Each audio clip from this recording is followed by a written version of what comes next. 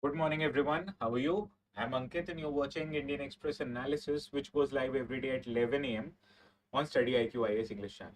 In our today's discussion, we'll start off our today's discussion by understanding a very important species, that is the Great Indian Bustard.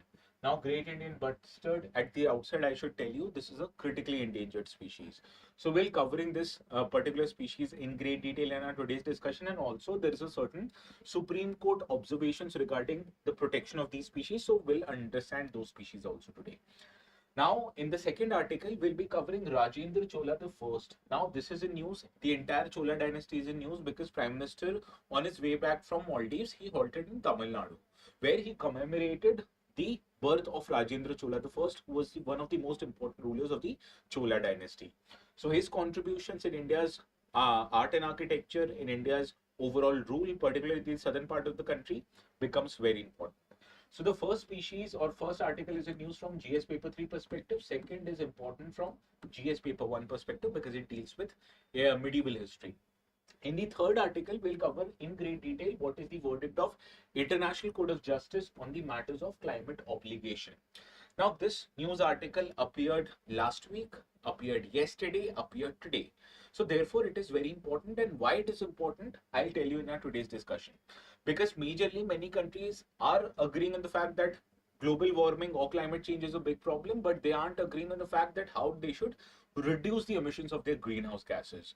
So we'll cover everything in detail in our third article, which is also relevant from GS paper 3 perspective, that is the environment and geography part. Sorry if my voice is very low, because first of all, in the paid batches, you have to teach very slowly. And now in the YouTube, you have to teach very quickly, right? So therefore, the entire change in tempo, I ended the class few minutes back. I just had one cup of tea and I'm starting again. So pardon me if my voice is somewhat low.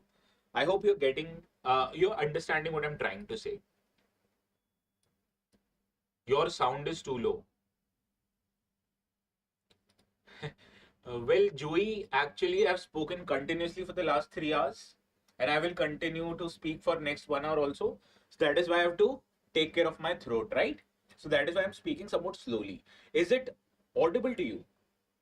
The purpose is it audible to you, or should I increase the volume or increase the pitch? Now, in the fourth article, we'll be covering in detail about the Internal Complaints Committee, which is a part of Prevention of Sexual Harassment of Women at Workplaces Act, or POSH Act. Now, POSH Act basically wants to criminalize the offense of sexual harassment of women at their workplaces. And to investigate the complaints, there is a separate internal complaints committee. Now, for some reason, this internal complaint committee is in news. So that is why we are going to understand this particular functioning of this committee and also the POSH Act in our great detail in our today's discussion. This is something relevant from GS paper 1 as well as GS paper 2 perspective, because GS paper 1 deals with everything dealing with women and GS paper 2 deals with vulnerable section, and we understand women in India, unfortunately, they are a part of vulnerable section. So we'll cover internal complaints committee in great detail. Similarly, in the fifth article, we are going to cover Startup 20, which is an initiative under the aegis of G20 Summit, and this started in the G20 Summit, which happened in India in 2023. So we are going to understand all of these 5 articles in great detail. The last one is a part of GS paper 3 syllabus. So all of these are important articles that we are going to cover. Okay. Now, the notes of the session, as usual, they will be available on the Telegram channel known as ATS Live. So you can go to this Telegram channel and download the notes. We'll start off our today's discussion with this article that appeared on the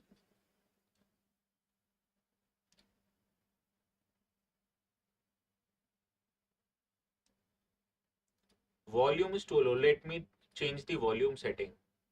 Okay, I understand why it is low. Now is it all right? Because I've changed it automatically reduced to 54. I hope it should be all right now. Santwana, good morning. So all of you, let me first explain, exchange the pleasantries. Kaizen, Kharbudon, Kaizen after a long time. Where were you? I was worried. Kaizen, I'm seeing him after a few months. Kharbudon, good morning. Baga, Venus, Anuj, Johar, Stuti, good morning. Arya, Kanchan, Rishi ko Suprabhat. Chandru, good morning. Venkat, Happy, Geeta, Jui. I lost it. Let me see. Jui, Trickster, Shashmita, Santwana, Trickster, Baga, Rishi, Vin, Kanchan, Venkat, Anuj. Yes, better than earlier. Now, let us start our today's discussion with this first article. It appeared on yesterday's newspaper on the front page. Good morning, Manvi. Karbudon, miss your teaching. Thank you, Karbudon, for such a lovely comment in the morning. How's your bank work going on? Okay, audible, Swati. Thank you. Manvi, good morning. Now, this is the article which appeared on yesterday's newspaper, and as you can see, Supreme Court named panel. It proposed power corridors through the habitats of Great Indian Bustard. So obviously, you can understand the Great Indian Bustard species becomes important, and what did Supreme Court name panel said, this also becomes important. So let us start today's discussion by understanding the context. This context says that giving relief to renewable energy companies from blanket restrictions on existing powerhead lines in the habitats of Great Indian Bustard, the Supreme Court appointed expert committee had proposed designated power corridors for transmission lines in the state of Gujarat and Rajasthan. So from this context, what did you understand? From this context, we understood that Gujarat and Rajasthan are important habitats of this species. Similarly, as this is a bird, so obviously existing power lines, they were a threat to this bird. So obviously Supreme Court made certain restrictions that you can't create overhead power lines, but automatically you understand not just protection of this species is important, but giving powers to the local areas is also important, right? So therefore, to alleviate the concerns of both parties involved, the Supreme Court set up an expert panel who will suggest out a way forward in this problem, right? So this is the context of our discussion. Now, in this regard, Supreme Court has made certain intervention for the protection of Great Indian Bustard. In 2021 order, Supreme Court directed undergrounding of all power lines in the habitats where the species Great Indian Bustard live. Please remember, this is not a bastard, this is a bustard. Okay, people, I've heard it many times, they say Great Indian Bastard. This is not a bastard, this is a bustard. Okay, the word is bustard. So in 2021, Supreme Court said that you have to put all the power lines underground. But obviously, this is a huge cost, especially for the companies who transmit their electricity through these areas. So obviously, they protested to the Supreme Court. So Supreme Court revised its order in 2024, saying that blanket undergrounding order is difficult, citing technical and financial feasibility concerns as they were expressed by power companies. And to alleviate their concerns, they appointed a 7-member expert committee to propose a balanced conservation energy strategy, right? So let us understand what is the recommendation given by this committee, and then we'll go on to discuss the Great Indian Bustard. Okay, now this expert committee, it recommends creation of power corridors which will separate bird habitats from the power lines. So there will be certain power corridors where they will identify that no Great Indian Bustard lives, and from there the power transmission will happen, which will try to segregate the two respective areas. Similarly, they will also zone the known habitats of Great Indian Bustard. It is based on long-term field data and satellite tracking, which will be done by Wildlife Institute of India and Rajasthan Forest Department. So they will identify certain zones of GIB, and there the power lines won't be laid down. Similarly, there will be certain restrictions on the priority areas, such as ban on new overhead lines, wind turbines and solar plants greater than 2 megawatt capacity, they won't be installed here, so that obviously whenever there is a power plant nearby, you'll have to take out electricity from the power head line. So there won't be established in this area, and outside priority areas there won't be any restrictions, right?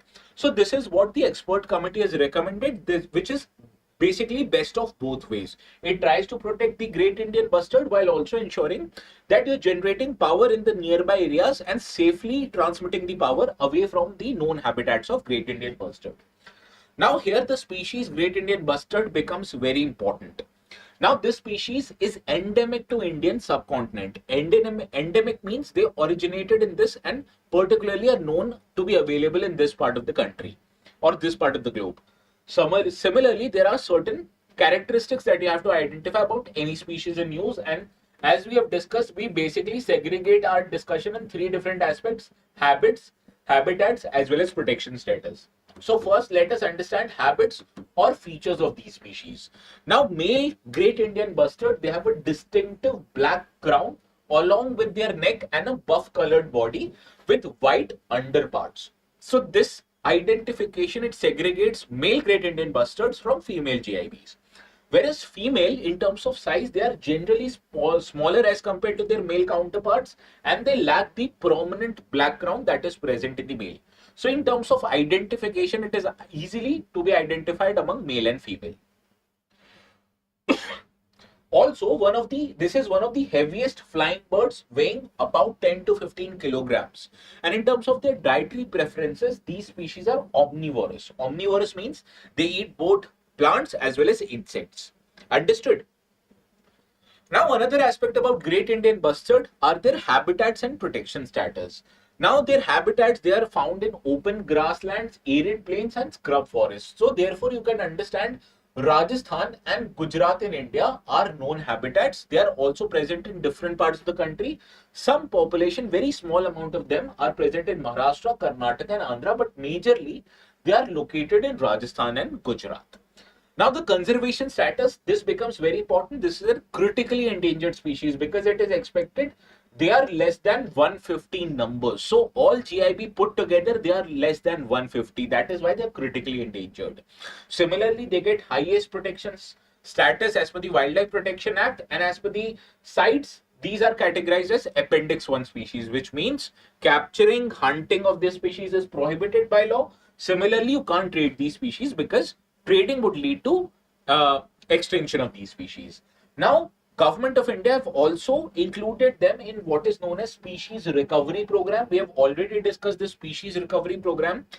Important species of India, including tiger, including cheetahs, including Great Indian Bustard, all are there in Species Recovery Program because you need to preserve the population of these animals and species, and only less than 150 GIBs are left in the wild and almost exclusively restricted to India. Therefore, Government of India is very serious about conserving these species. Now, government also have included them under Species Recovery Program. It is a part of Integrated Development of Wildlife Habitat, which is a scheme of Ministry of Environment, Forest and Climate Change. Similarly, firefly bird diverters have been installed on the power lines in the areas because they work as a reflector. So the GIB, whenever they're flying near to the power lines, now due to the reflectors, they'll be able to spot these power lines from large distances and therefore avoid these power lines and won't get collided or get electrocuted by these power lines. Similarly, government is also collecting eggs from the wild and artificially hatching them using artificial hatching so that a part of the species can also be protected in a protected area. So this is what the government is trying to do in order to conserve the population of Great Indian Bustard. Jai Mata Di AC. Now let's see how many of you are able to solve this question.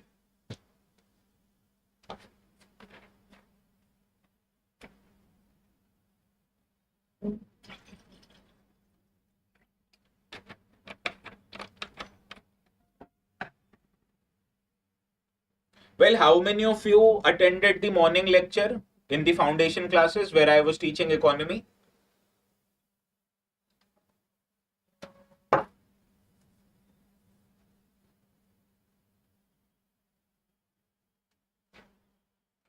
Well, the Great Indian Bustard is critically endangered species as per IUCN. This is straightforward statement, correct? GIB is listed as vermin under the Wildlife Protection Act. Now, whenever a species is listed as vermin, now you can actually capture or hunt these species, right? But obviously, Great Indian Bustard are critically endangered and only less than 150 of them are available. So obviously, they can't be restricted or listed as vermin, right? Vermin are the species that create nuisance in the area. So whenever government denominates any species as vermin, it basically means that you can capture or hunt these species without any legal consequences. So this is opposite of what government intends to do. So obviously second statement is incorrect. Option C, statement 1 is correct and second is incorrect, is your right answer. All of you have gotten it right. Artificial hatching is XC2. Yes, correct, Baga Spinks.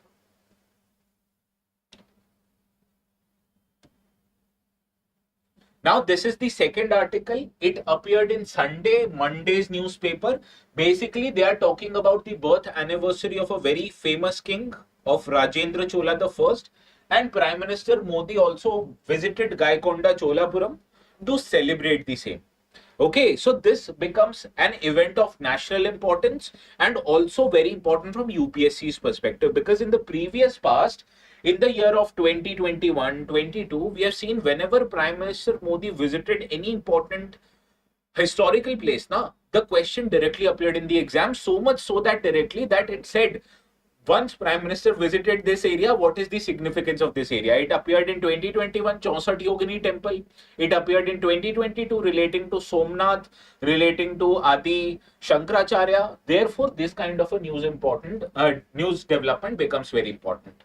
The context is that the Ministry of Culture of Union of India government, it is celebrating the birth anniversary of Chola Emperor Rajendra Chola I with the Adi Thiruvatirai festival in Gaikonda Cholapuram of Tamil Nadu. And PM Modi, while he was visiting Gaikonda Cholapuram, he praised the Chola Empire's ancient democratic system of using ballot box, calling it as older than the Magna Carta.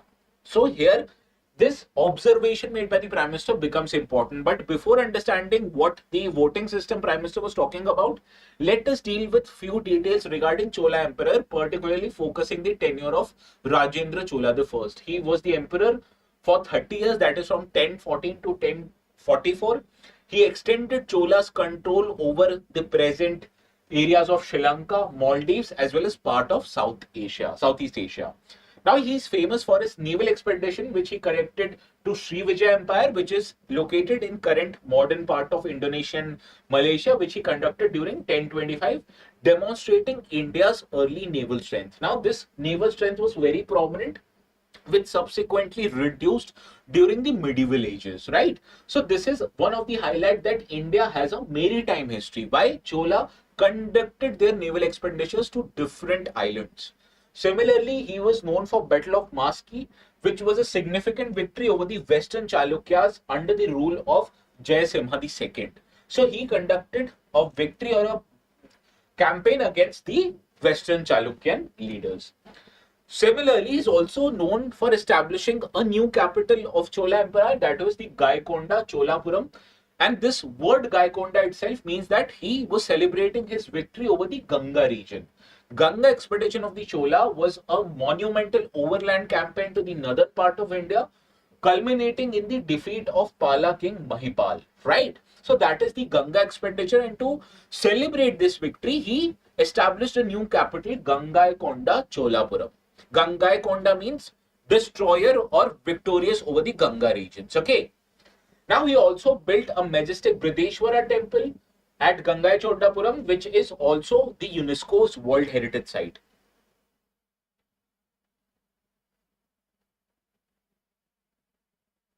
धीरज सैनी 18/12/2023, इतना दिन पहले का क्या करोगे जान के? Well, do not pay so much attention to old current affair, Dheeraj. Try to live in the present. We shouldn't be hostages of the past. We should be explorers of the future, right? And we should live in the present. Now, I told you Ministry of Culture is celebrating the birth anniversary of Rajendra Chola I under the Adi Thiruvatirai festival, right? Now, this festival in different parts of Tamil Nadu is also known as Adipuram or Adi Pirappu, depending upon the region and context. And it is a Tamil Shivite festival observed in the Tamil month of Adi, which is between July and August. Now, it is celebrated to commemorate Lord Shiva in his cosmic dancer form, that is Nataraj, right? The rituals that happened for Lord Shiva here includes Abhishekam, which is sacred bathing using milk, Alangaram, which means decoration, and special pujas. Yes, Prime Minister Modi carried water from River Ganga during his journey specifically. Well, whenever you're talking about an important functionary, try to be very respectable, Shashmita. He's Prime Minister Narendra Modi or Modi ji, right? So we should be very respectable. Whenever we are talking about Rahul Gandhi, we shouldn't talk just Rahul Gandhi or Gandhi. He's basically the leader of opposition. So this is I understand you're not trying to denigrate anyone, but this is a habit we should inculcate. Anyway, these people are much, much elderly to us. So we should be able to respect them. Right? And this festival of Adi Thiruvathirai, it is cherished and promoted by the Cholas and was brought to life due to the devotional hymns done by 63 Nayanars. Nayanars were the saints known to conduct or absorb the Shaivite sect of Hinduism, right? So this is important facts that you need to remember about Adi Thiruvathirai festivals. Venkat, so you must be able to tell me Abhishekam sacred bathing is we use milk here, right?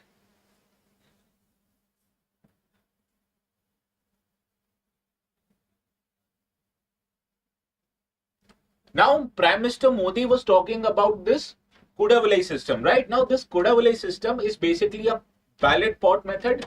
The names of the candidates, they were written on palm leaves and they were placed in a pot known as Kudavalai, right? Now, here a neutral child was picked up among the people and this child was able to draw the winning leaf publicly, and this ensured that transparency and impartiality was demonstrated to the entire public. And this showed a portion of symbolic integrity, that the system, it combined divine randomness with civic responsibility, discouraging dynastic politics, which is very important in this day's time period, right? Okay, Venkat, thank you for letting me know. Milk, rose water, and few things used for Abhishekam. Yes, thank you. Now, Tamil Nadu has a history of Abhishekam. Even the more popular of the movie stars, now they're revered very uh, prominently in Tamil Nadu. So whenever you see movies of uh, Vijay or Mr. Rajnikant getting released, now the posters of these personalities, they are also bathed in milk, etc. Am I right, Venkat? So I saw this happening at my time in Tamil Nadu. So Robot movie, which was also shot in my college, now it released when I was in first year in college. So people used to celebrate a lot because Rajnikant is a very revered figure in Tamil Nadu, much like to the other famous personalities. Now the eligibility system for Kudavulai, the candidates needs to be landowners who are paying taxes between 35 to 70 years old. They must be literate in Vedas and administrative texts and must be free from criminal charges, debt, alcoholism or nepotism. So only those people were able to contest elections. Yes, Enthuran, correct. Similarly, there were also norms which would get you disqualified from this kind of a voting purpose. Suppose if you're involved in financial fraud, ethical violations, corruptions, your name wouldn't be considered. Punishments included fines, removals from office, as seen from epigraphic evidence like inscription located in the book Epigraphia Indica. Right? So I hope these kind of systems should also prevail in current circumstances, because we know many of the MPs in India, they have criminal history. As much as 43% of the MPs have criminal background. Well, I'll tell you my age. I'm 32 years old. And no need to hide anything. So let's see if you're able to solve this question.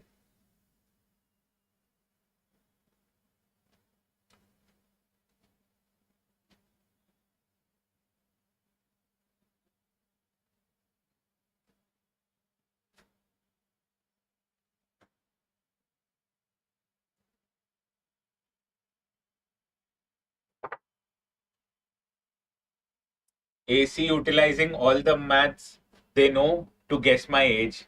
Good practice for your CSAT at least.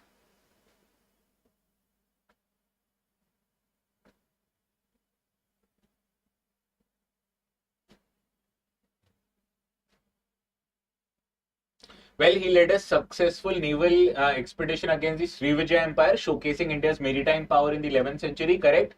He shifted the Chola capital to Gangaikonda Cholapuram after his campaign to the Ganga region. Is it correct? Yes. Yes, it is correct. Even the name would give it away. Third statement, the Battle of Maski fought during his reign was against the Pala ruler Mahipal. Is it correct? Is the third statement correct?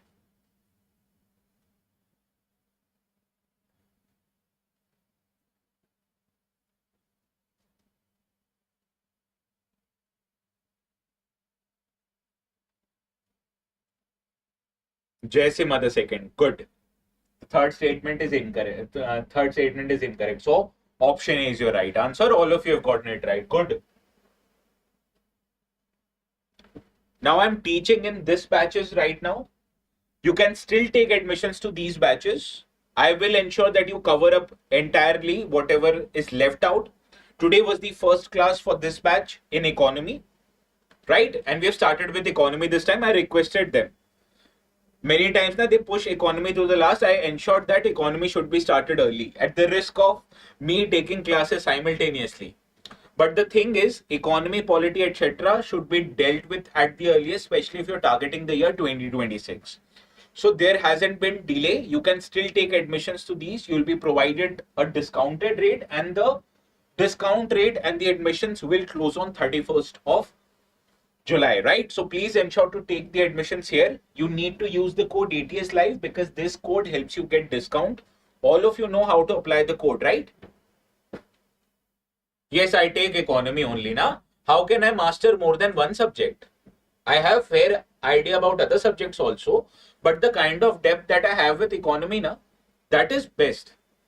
So any teacher now, in my opinion, whenever they have to teach a subject in a class, they should focus on one subject. Like I focus on economy because I like that subject.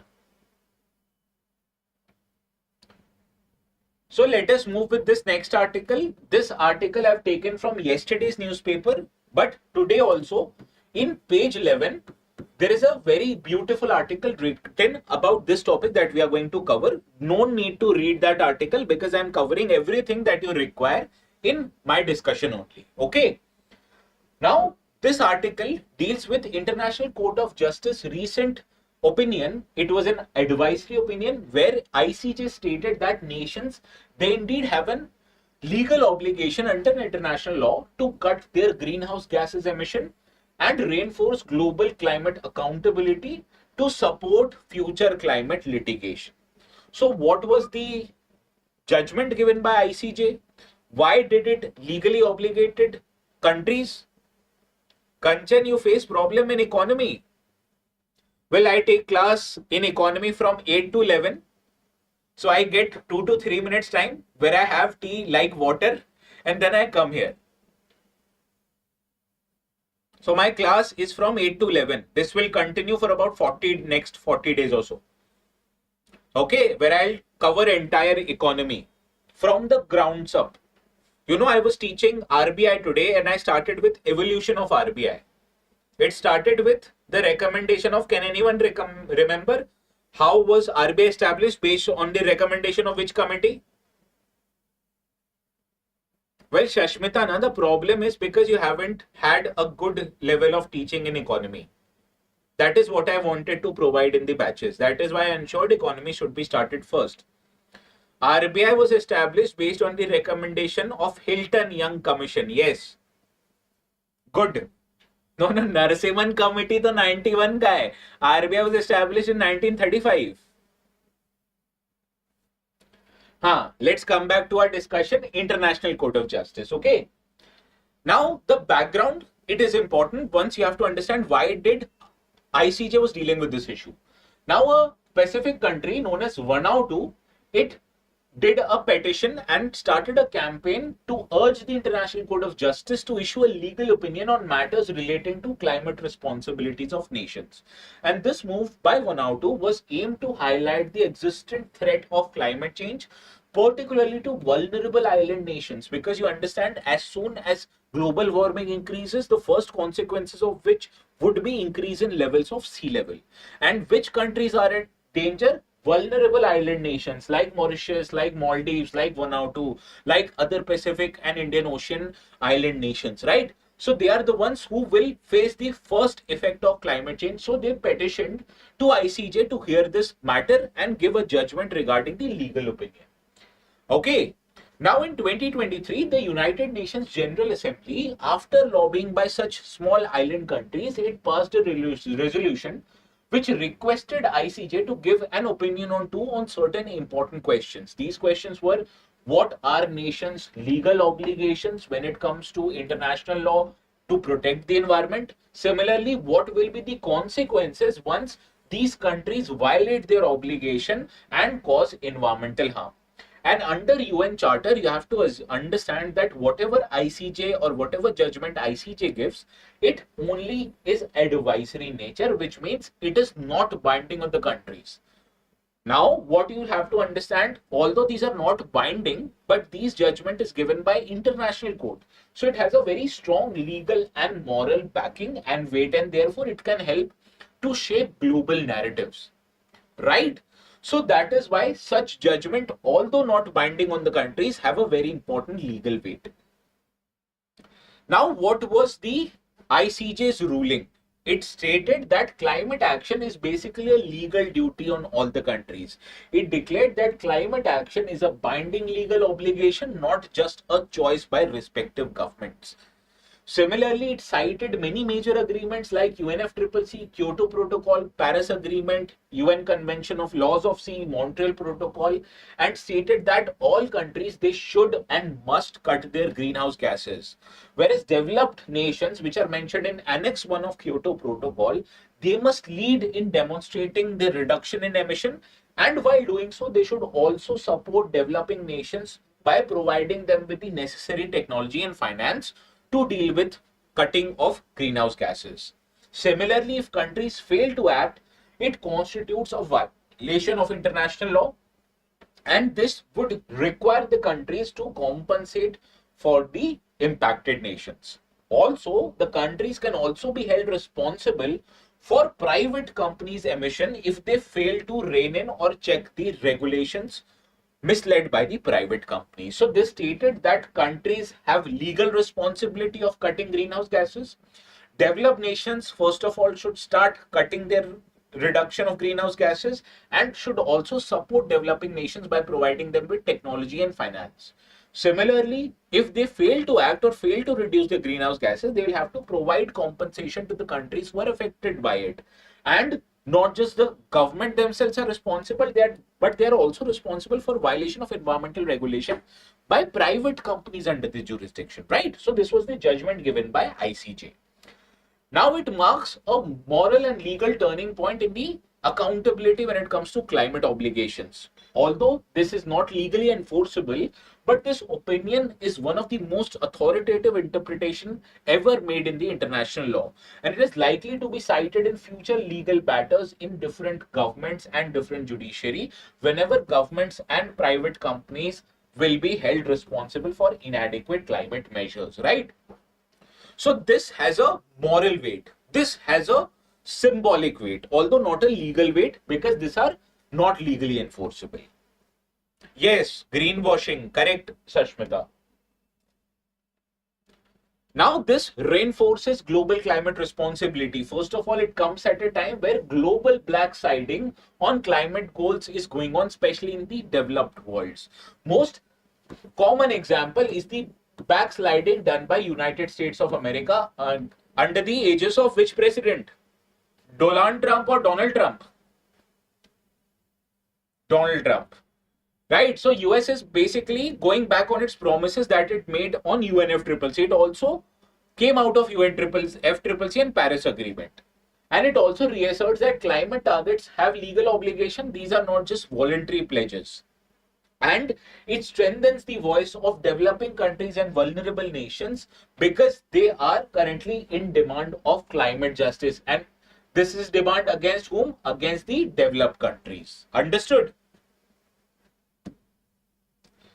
Now, this ruling by ICJ also validated the principle of loss and damage. It recognizes that the countries who are affected by the brunt of climate change, these are termed as injured states, and they have the right to seek reparations or compensation from the major polluters, which are developed countries. And it opens a legal pathway so that these countries can file lawsuits in different countries seeking repatriations and compensation from industries and countries who are very highly emitting of greenhouse gases.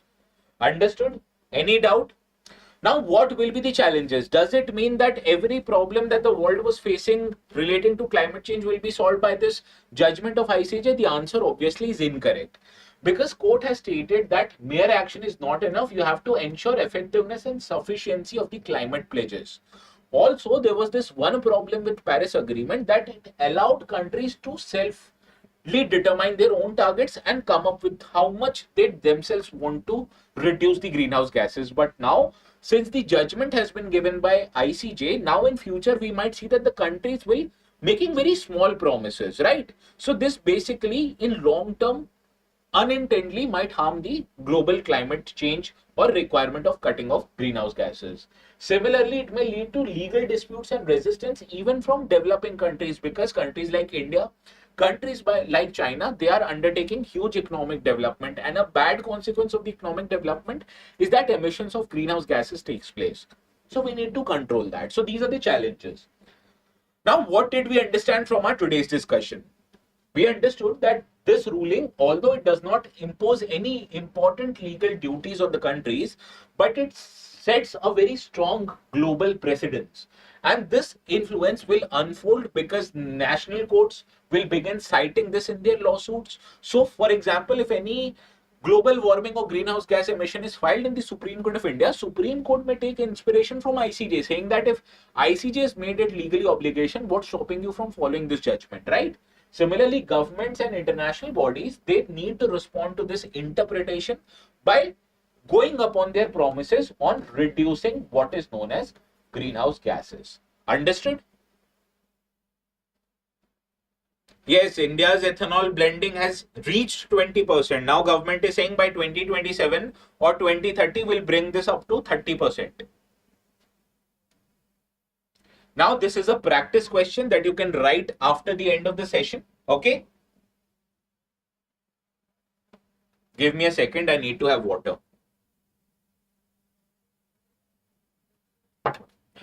Now we'll deal with Internal Complaints Committee. I have taken the screenshot from Hindu. I hope you don't mind, because for some reason this was not covered in Indian Express, but this is a very important article.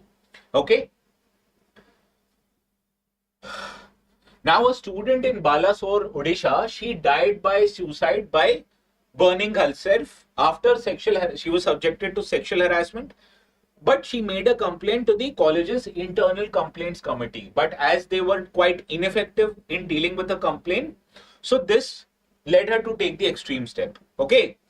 Now, the family of this student who died by self-immolation, they have alleged or they have claimed that ICC was biased and poorly trained, which has raised the concerns over the fairness and effectiveness of such institutional grievance redressal mechanism, that is Internal Complaints Committee.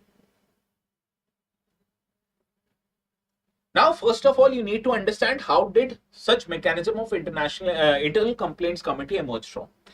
Now, earlier there were no legal rules in India on what would happen in case a woman suffers sexual harassment at her workplace.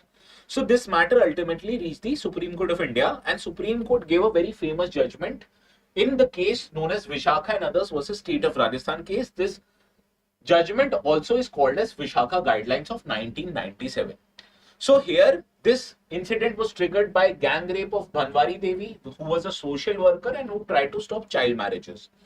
Now, this was a first legal recognition in India of what to do in cases a woman faces sexual harassment in her workplace, because according to Supreme Court, this was seen as a violation of her right to equality under Article 15, under Article 14, under Article 91, that is her freedom of speech and expression, and under Article 21, which provides right to life and dignity.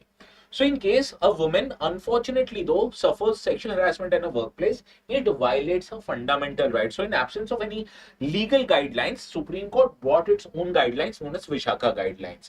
And this guideline mandated that all workplace should create a complaints committee known as Internal Complaints Committee.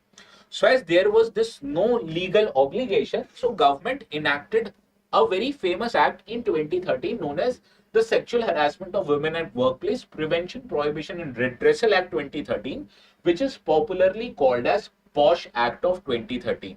And this law essentially converted Vishakha guideline into an enforceable law, and it mandated that all companies who includes more than 10 or more workers or employees, they should have an internal complaints committee to deal with matters relating to sexual harassment of women at workplace.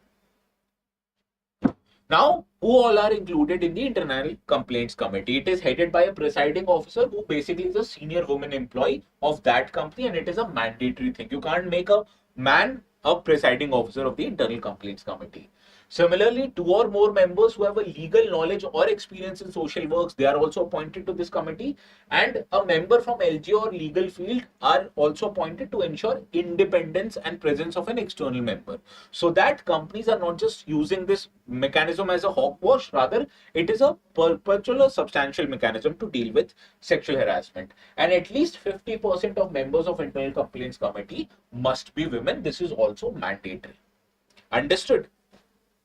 Now, for example, StudyIQ has a lot of employees, so there is also a posh committee in StudyIQ.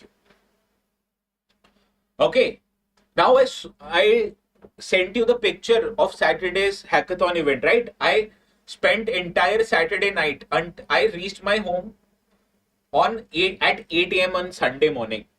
So that is why I took off yesterday, sorry. Understood? So this hackathon went all night. This was in StudyIQ Gurgaon. Now, what this internal complaints committee does, it has a quasi-judicial power. It can summon individuals and require the production of documents. Similarly, it can conduct inquiry similar to a civil code under the Code of Civil Procedure. So they have been given quasi-judicial powers. Similarly, what are the duties of these internal complaints committee? They inquire into complaints of sexual harassment of women. They submit findings to the employer with recommendation of what kind of action needs to be taken against the errant person, whether they should be left out with warning or they should be terminated or there should be deduction in their salary. And they also ensure confidentiality, protection of complainant and awareness programs in the company so that such incidences are not repeated in the company. Now, the definition is also provided under the POSH Act that what constitutes a sexual harassment of women. If you physically contact or make advances to the women, this is also an example of sexual harassment. A demand or request for sexual favors, sexually colored remarks, showing pornography, other unwelcome physical, verbal, or even non-verbal conduct which might be of sexual nature, all of this constitute into a definition of sexual harassment. So if the question comes, this act defines what is a sexual harassment, the answer is yes.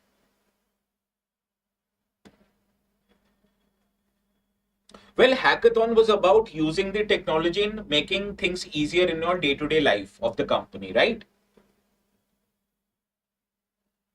So one group, they made a mental health tool which included a camera, and if you put the camera and if the person comes in front of another, that camera automatically detects what the person is feeling. So all of this, we provided the use of technology in how to deliver better content, etc. So everybody were doing their work. Now the implementation of internal complaints committee leaves a lot to be desired. First of all, because many private and government organizations, they first of all fail to constitute internal complaints committee properly. They may lack in presence of external members, absence of gender balance, or completely missing out on ICCs are very frequent. Similarly, annual compliance report, which are mandatory under this act, are often not submitted by many companies. Similarly, there are also cases of misuse and underreporting. Many women, they do not report due to fear of retaliation or reputational damages. So this has the propensity to leave out the errant without any consequences. Sometimes ICCs are used to suppress whistleblowers rather than support them. So basically, although this law, it provides for various avenues to readdress the grievances of sexual harassment, but in application or implementation, there are a lot of shortcomings also. Now, these are the challenges. First of all, women employees themselves are not aware. There might be poor training of the members who are of internal complaints committee, so they won't know how to approach this case. Similarly, there might be employer bias or interference in the proceedings, not just to provide reputational damage to the company. There is no protection for third-party women, like clients, vendors, etc. They are not required to submit their complaints to ICC. Similarly, no time-bound oversight body to monitor the implementation across India. So these are the challenges required or expected out of ICC. Now let's see how many of you are able to solve this question.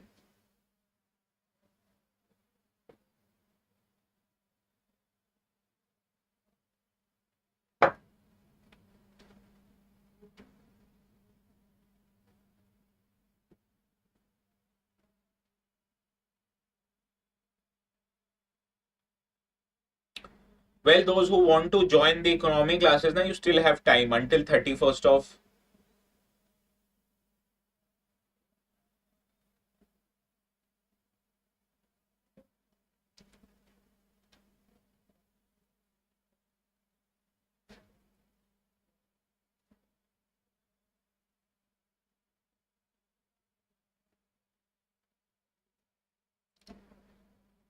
Well, Baga, I don't think so. You can, but you can still call on the number 9240231070 and inform them of what you need. They might be of help to you. Okay, call on this number, they'll help you out. Tell them that I referred to you. Now, presiding officer of the internal complaints committee must be an external woman member from NGO or legal expertise. Incorrect, I told you. She must be a senior employee of the company. ICC has powers equivalent to a civil court for conducting inquiries into complaints. Correct. At least 50% of the members must be women. Correct. We have to identify correct statement. Second and third are right. So option C is the right answer. Yes, all of you are correct. All of you are correct. Shashmita, Jui, Kaizen, Reshma, Baga, Rishi, Vinodini, Kanchan, Dheeraj, Happy, Santwana, Arya, Kharbudon, all of you are right. Yes, Venkat, you are also right. Now moving to this next article, this is talking about startup at the policy table. Now what these are talking about is a separate mechanism that has been established under G20 known as Startup 20, and it was launched under India's G20 presidency in 2023.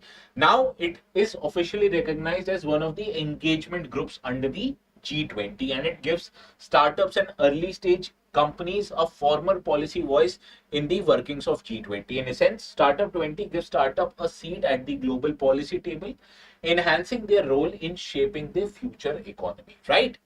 Now, what is a surge charge, right? We have discussed surge charge, right?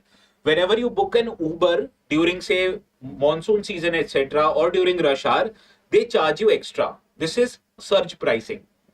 Basically, demand and supply. If the supply is less or demand is quite high, they levy extra premium on you.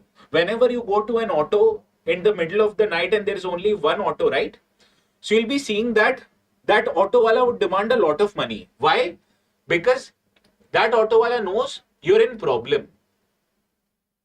Understood? So that is surcharge. This has been formalized by startups like Ola, Uber. They actually used an excuse of less supply to charge you more. Startup 20 is an official engagement group under G20 and it was launched during India's presidency of G20 in 2023. It provides a dedicated platform for startups and early stage ventures to participate in global policy discussion, which was only previously dominated by large MNCs and corporations through the Business 20 group. So now there will be two parallel groups, Business 20 for large companies and Startup 20 for smaller companies, right? Now this follows a dual pillar structure. Now G20 has two business focus groups, B20 and Startup 20 for different sizes of companies. Objective is to promote inclusive and sustainable economic growth by integrating startups, innovators and entrepreneurs into the global policy making. And the genesis is that it builds years upon efforts of countries like Turkey, Indonesia and India, who are based on the idea that small, medium enterprises, startups are also critical engines of innovation. So we can't just focus solely on the big companies. We also need to bring these smaller companies into the policy table so that they can also change the policy, which would favor overall inclusive growth. Now, the impact of such a move is that it helps develop startup-friendly regulations in different countries. It encourages cross-border investments and collaboration. It promotes ethical innovation and global market access. It supports emerging economies and inclusive growth. And it continues the legacy that started under South Africa's G20 presidency in 2025. Now, Startup 20 continues to have a dedicated task force in areas of foundation, finance, alliances, inclusion, sustainability, etc. So this basically has solidified what started under India's G20 presidency and under Africa's presidency. This has officially become one of the tracks where the discussions would happen on businesses. Earlier, it was solely represented by big companies. Now, startup companies also have a say in their doing. Okay. Now, with reference to Startup 20 engagement group under G20 framework, consider the following statements. Understood, Baga, what is surge charge?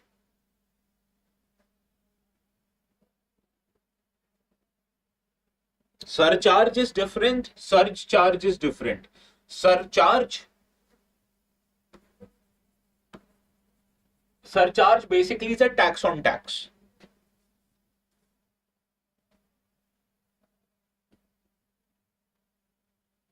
Was launched during Indonesia's G20 presidency and later formalized by India in 2020. This is incorrect. It was started by India and later formalized in South Africa.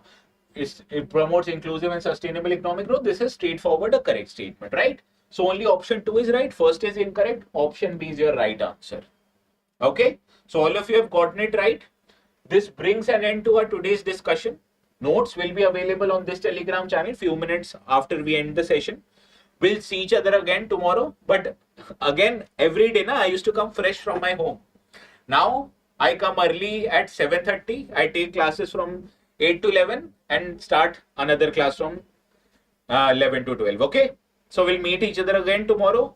And the ones who are from paid batches will see each other again at 8 a.m. tomorrow. Okay. Bye bye. Have a great day.